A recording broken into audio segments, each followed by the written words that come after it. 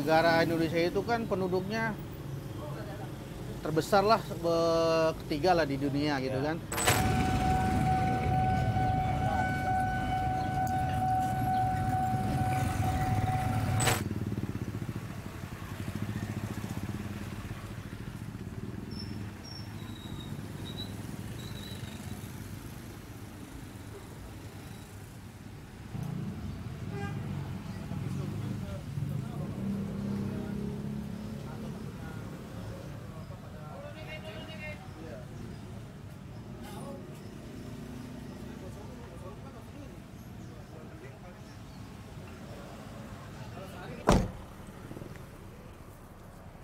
Kita tahu, setiap bulannya produsen otomotif mengeluarkan begitu banyak jumlah kendaraan untuk dipasarkan. Berbicara mengenai kendaraan, tentu tidak lepas dari administrasinya. Nah, ngomong-ngomong mengenai administrasi, kali ini saya akan berbicara dengan Pak Rohim. Beliau sudah lama menggeluti bidang biro jasa. Bersama saya Muhammad Taufik, kita perluas sudut pandang.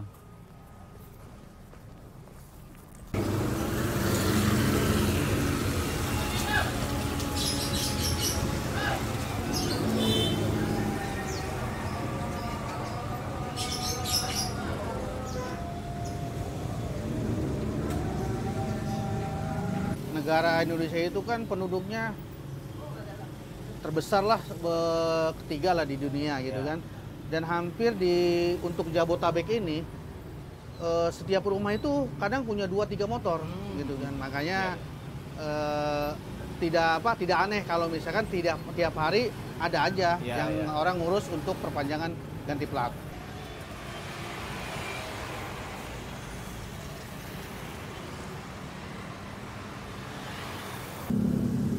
Biro jasa dengan calo, kalau menurut hemat saya beda. Karena kalau biro jasa itu satu punya legalitas, nah, kedua tempat yang atau yang kita kerjakan, yang kita ada kantornya gitu. Nah kalau calo itu dia hanya bertemu dengan orang wajib pajak, terus transaksi di tempat di situ gitu kan. Nah itu bedanya. Kalau kita tidak transaksi, kita transaksinya di kantor. Ada inilah tempat transaksi yang khusus ya gitu kan. Ya. Nah, terus apa namanya, harga pun sudah ada, sudah ada. Ada list-listnya. Ada list harga gitu kan. Beda kalau calo kan apa namanya, tawar menawar gitu kan. Kadang-kadang bisa merugikan wajib pajak juga. Kita itu legal ya, biro jasa itu legal karena pertama biro jasa itu sudah bekerja sama baik dengan polisian maupun dengan Dispenda gitu kan. Dan itu pun diakui oleh Kasih BPKB Pak Bayu di dalam berita pipa.com bahwa pengurusan STNK maupun BPKB lewat biro jasa itu adalah legal. Legal ya.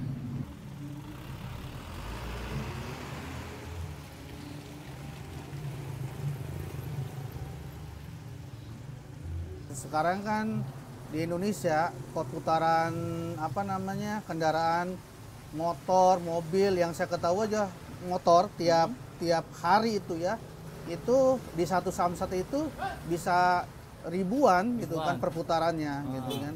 Jadi kalau kita hitung-hitung ya tiap hari orang yang ngurus itu udah bisa ratusan ya, bisa ratusan yang gitu.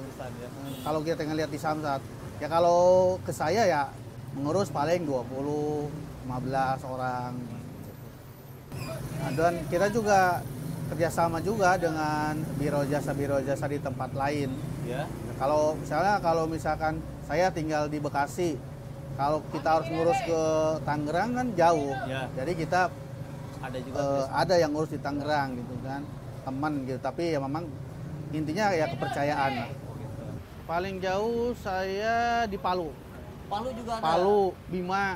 Di Palu itu ada teman, dia kebetulan juga di Samsat juga gitu kan. Oh gitu, jadi kontek-kontekan dengan... Kontek-kontekan. Sepertinya belum pernah ketemu. Oh gitu? Belum pernah ketemu, cuman kita saling percaya. Dia nitip kerjaan sama saya juga kadang-kadang nitip kerjaan untuk wilayah Sulawesi sama dia.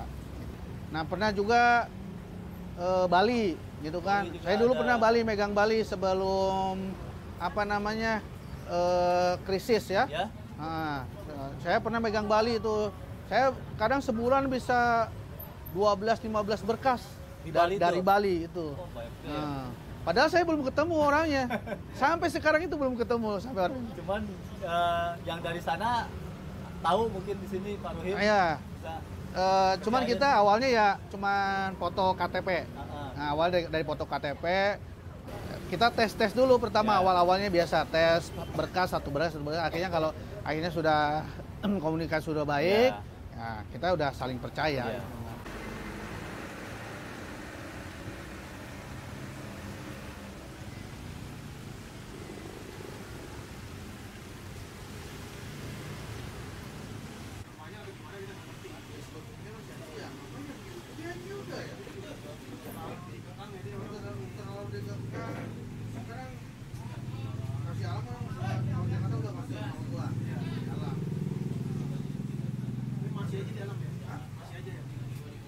Sudah kalau di sini kebanyakan perpanjangan tahunan, Ya. terus ganti plat, balik nama, STNK hilang, terus mutasi antar samsat antar daerah. Itu yang paling menurut Pak Rohim nih yang paling susah lah. Ya bisa dibilang agak sulit lah. Itu apa tuh? Pernah ngalamin nggak? Pernah gitu kan, tapi emang ini jarang-jarang ya. Ya. Karena pensopeni itu biasanya perusahaan yang ngurus, itu adalah penguningan. Jadi dari hitam ke kuning. Itu memang prosesnya agak lama. Nggak seperti perpanjangan atau tukar nama. Nah, dia penguningan itu bisa memakan waktu sekitar 1 bulan. Karena birokrasinya tidak hanya di Samsat, tapi di Dinas Perhubungan juga. Oh, berkaitannya sama instansi kepolisian seperti itu ya. Iya. Itu bisa masuk ke situ tuh gimana tuh ceritanya? Ya sebetulnya kita masuk ke situ ya dengan perkenalan sebelumnya. Tidak apa namanya, tidak dengan yang lain. Ya kita kenal, tiap hari ketemu gitu kan. Nah, kalau udah tiap hari ketemu, apa namanya, tidak ada kecurigaan. Polisi, oh berarti ini sudah biasa ngurus gitu kan. Kedua, kita juga pakai ini apa namanya, ID card. ID card. Ya. Beda dengan calo nggak pakai ID card. Kalau nggak punya ID card, dia dapat Oh, ID card dari iya. mana?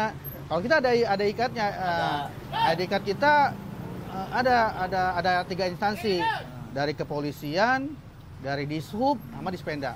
Oh. Memang ID card kita itu juga ID card resmi, dikeluarkan dari Bank DKI.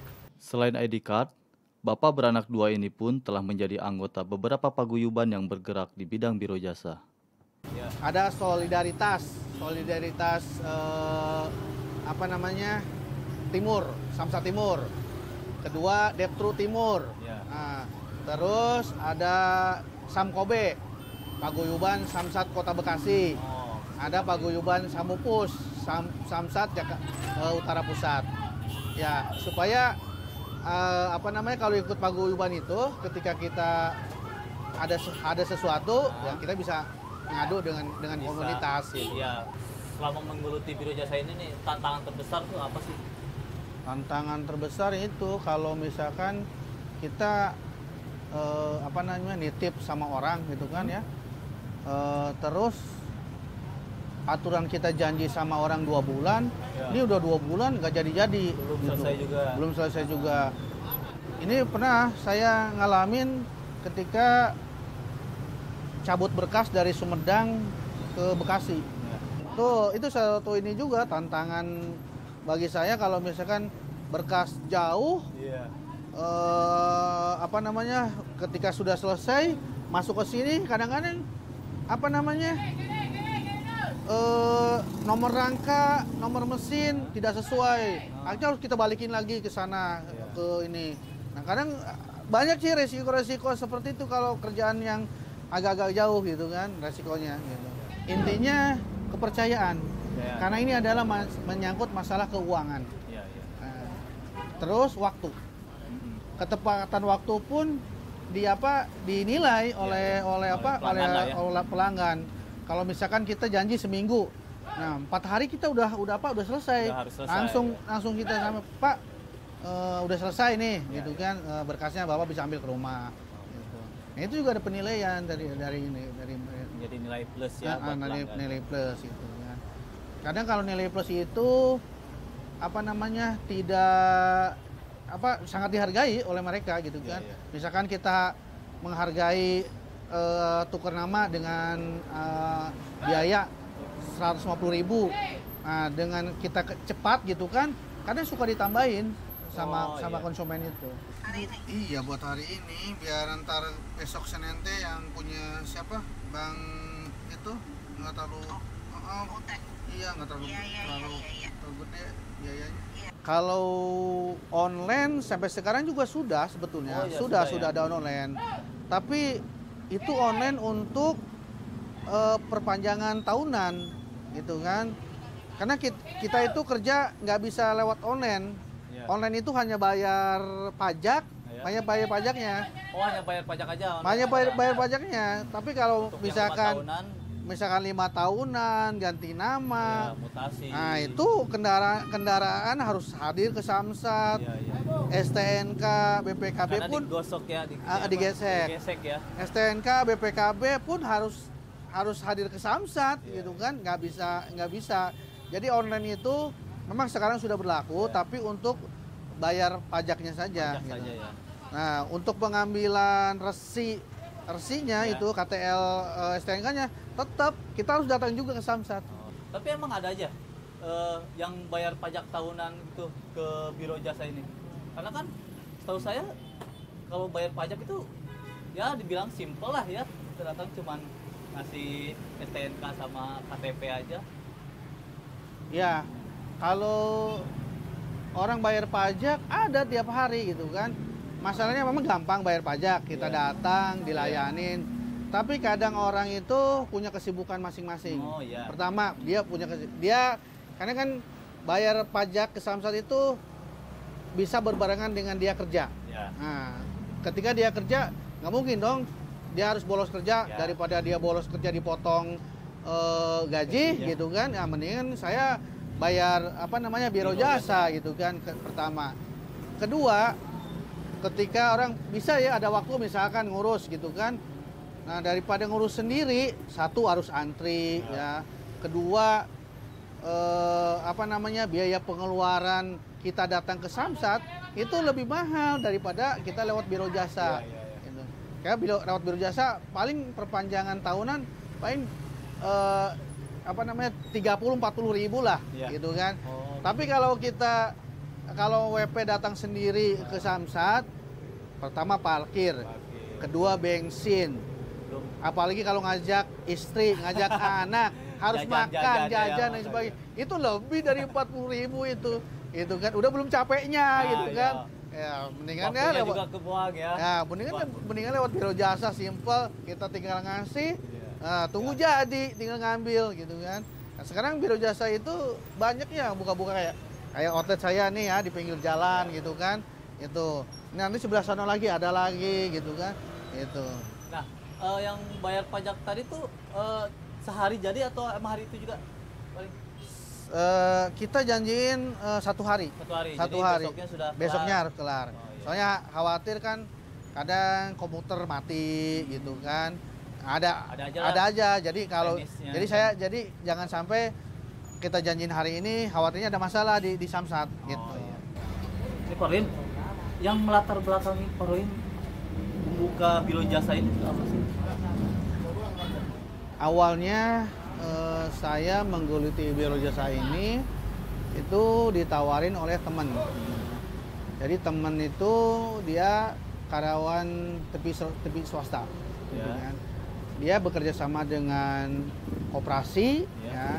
Dia megang koperasi untuk pengurusan perpanjangan STNK dan lain-lain lah, khusus STNK dan BPKB. Cuman karena waktu dia repot, ya, karena dia juga punya jabatan di perusahaan televisi, akhirnya dia meminta saya untuk mengerjakan, gitu kan. Jadi saya tiap hari ambil kerjaan di koperasi, saya bawa ke Samsat Jakarta Timur. Itu tiap hari itu? Tiap hari itu gitu kan. Adalah 4-5 berkas tiap hari gitu kan. Nah, sampai sekitar 6 bulan. Ya. Dari 6 bulan itu karena saya sudah dapat ilmunya, baik itu perpanjangan, tukar nama dan lain sebagainya, ya alhamdulillah itu saya bisa agak sedikit bisa mandiri. Bisa mandiri. Saya nggak buka, tetap enggak. Kita masih ngeling dengan teman-teman di Samsat gitu. Kita bantu-bantu teman-teman di Samsat, orang Samsat orang Samsat itu Samsat Timur ada cabut berkas ke utara. Nah, Pak Rohim nyabut berkasin ke utara, ada nyabut berkas ke Bekasi, Pak Rohim nyabut berkas ke Bekasi. Awalnya dari situ gitu itu kan. Belum buka biro tuh? Belum. Saya buka biro itu udah baru 4-5 tahunan lah. Setelah itu baru bisa buka outlet sendiri itu. Masa pandemi sekarang nih, kita tahu nih usaha-usaha lain itu kan bisa dibilang turun lah dari segi penghasilan. Nah, kalau biro jasanya gimana? Saya kemarin ketika pandemi bagus, alhamdulillah. Alhamdulillah bagus. Tidak berpengaruh ya? Tidak berpengaruh, malahan agak ada peningkatan. Ada peningkatan. Peningkatannya kenapa gitu? Karena pertama PPKM, diberlakukannya PPKM. Nah, sementara orang tidak boleh keluar gitu kan. Nah, sedangkan usaha saya itu nggak bisa di dalam. Usaha saya itu kan bayar pajak gitu kan, membayar membantu pemerintah juga gitu kan. Nah, jadi kita tidak bisa WFH. Jadi kita harus datang ke tempat atau ke Samsat. Nah, sementara orang itu kan kadang ada ketakutan juga untuk ketemu orang. Ya akhirnya daripada dia ngurus dia, mendingan lewat biro jasa saja gitu kan. Jadi waktu kemarin Covid sih alhamdulillah gitu. Banyak malahan. Sehari itu bisa 40-50 berkas saya kerjain gitu. Kenaikannya bisa berapa persen tuh? Hampir 100%, Pak. Iya, kenaikan 100%. Lebih ini ya. Dan itu bisa cepat kita laksanakan, bisa cepat kita kerjakan. Pertama, jalanan kosong. Kedua, di Samsat pun sepi, gitu. Jadi hanya orang-orang biro jasa saja, yang diizinkan masuk ke Samsat. WP itu dikasih keringanan sama pemerintah sebetulnya. Selama pandemi, denda dihapuskan, gitu. Itu makanya kan WP banyak yang tidak ke Samsat gitu kan. Tapi karena mereka juga orang taat pajak, jadi titip saja sama biro jasa. Oke, Pak Rohim terakhir nih, kira-kira ada pesan nggak nih dari Pak Rohim? Ya, saya berpesan ya kepada wajib pajak, kalau misalkan ngurus surat, baik STNK, BPKB dan sebagainya, jadi carilah biro jasa yang resmi, yang bisa dipercaya, jangan lewat calo. Gitu kan. Karena kalau lewat calo kita tidak tahu, temu sesaat saja, gitu kan. Ya, ketika berkas sudah diurus, gitu kan, khawatirnya dibawa kabur, gitu kan. Tapi tidak tahu orangnya itu di mana. Nah, itu gitu. Kalau kita biro jasa resmi, sudah jelas tempatnya, gitu kan.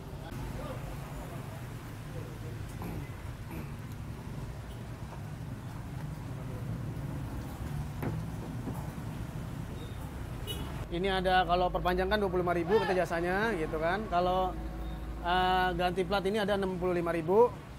Ini mutasi ada 2 bagian, ada dari Jakarta, dari Cikarang, itu masing-masing harganya ada.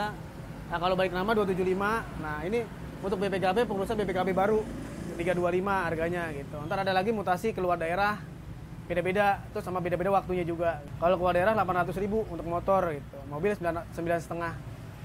Jadi dari kita Jabodetabek plat B keluar daerah, keluar pulau, provinsi, ke semuanya gitu. Kemana aja bahasanya gitu. Ke Tangerang yang plat A-nya Banten, plat A gitu. Bogor plat F itu sama aja, kita ke Solo sama. Itu dianggapnya gitu.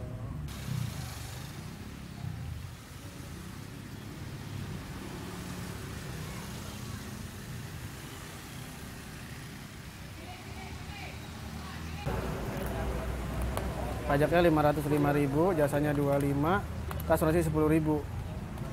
Jadi kurang lebih habisnya 540-an. Gitu. Jadinya hari Selasa ya jam 11. Kalau saya buka itu jam 8 pagi, tutupnya jam 8 malam. Hari Senin sampai Sabtu buka, liburnya hari Minggu. Sama tanggal merah. Ya, kalau pengurusan saya standby di sini. Standby di sini nanti ada teman yang ngurusin, bahasanya kayak kurir gitu, yang antar jemput gitu. Kalau kita standby terus di sini, melayani konsumen. Kalau biasanya sih perpanjangan STNK yang tahunan, terus ganti plat, balik nama juga banyak, mutasi banyak sama gitu. Karena sekarang pemutihan, jadi banyak yang balik nama gitu. Ada gratis. Ya ini ada yang balik nama, ada yang perpanjang. Biasanya kalau balik nama dia ntar ininya baru, tahunnya baru. Jadi pajak kendaraan dimulai baru dari awal seperti kita beli dari dealer gitu ya, kendaraan baru. Tapi kalau perpanjang aja 5 tahun sekali, misalnya 2023 ntar jadinya 2028 gitu, per 5 tahun jadinya gitu. Jadi seperti ini ntar diperbarui 5 tahun ke depan. Ya, kalau ini berkas STNK, ada yang perpanjangan tahunan, ada yang 5 tahunan, ada yang balik nama gitu. Jadi kalau balik nama itu ntar dia nama awalnya siapa di sini dirubah ke nama baru gitu. Jadi yang platnya tadi ntar jadi baru, jadi 5 tahun ke depan gitu. Jadinya alamatnya sesuai dengan KTP yang terbaru. Iya, tips buat ini wajib pajak. Kalau bayar pajak usahakan jangan lebih dari 5 tahun. Jadi takutnya nanti dia kena keblokir oleh pemilik awal ya. Jadi biar mempermudah wajib pajak itu memperpanjang pajaknya gitu. Terus kalau bisa, kalau setelah beli kendaraan second atau gimana itu kan bukan atas nama dia, itu dibalik nama langsung gitu. Supaya mudah untuk perpanjang tahun depannya.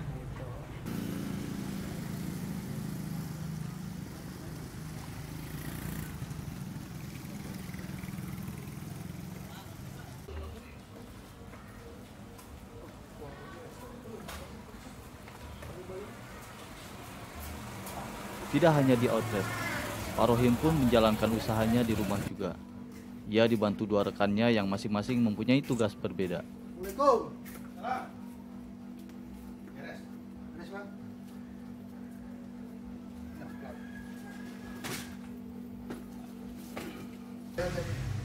Belum bayar. Enggak bayar.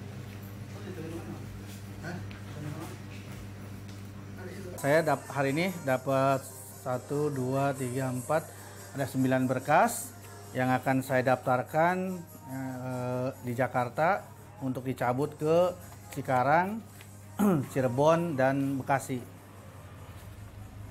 Ini bekas yang ke Bogor, sudah siap kirim juga. Ini berkas ke-5. Ini ke Bengkalis, Riau.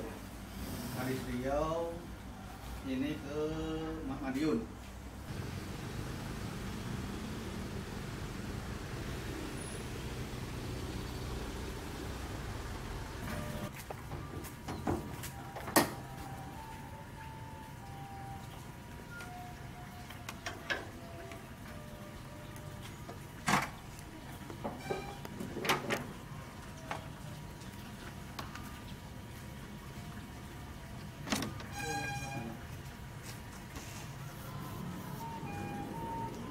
Tidak jarang, ia pun kadang turun sendiri untuk menggores rangka kendaraan klien.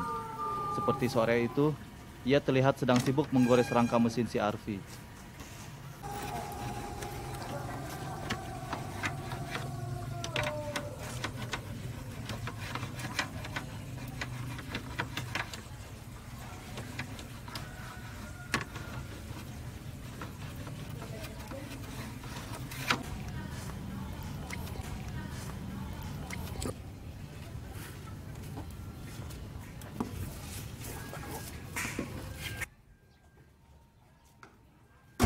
Saya sangat terbantu dengan Biro Jasa karena untuk mengurus perpanjangan STNK kendaraan-kendaraan saya itu dengan kondisi kerja kan agak kurang untuk waktunya. Dengan adanya Biro Jasa ini sudah sangat membantu.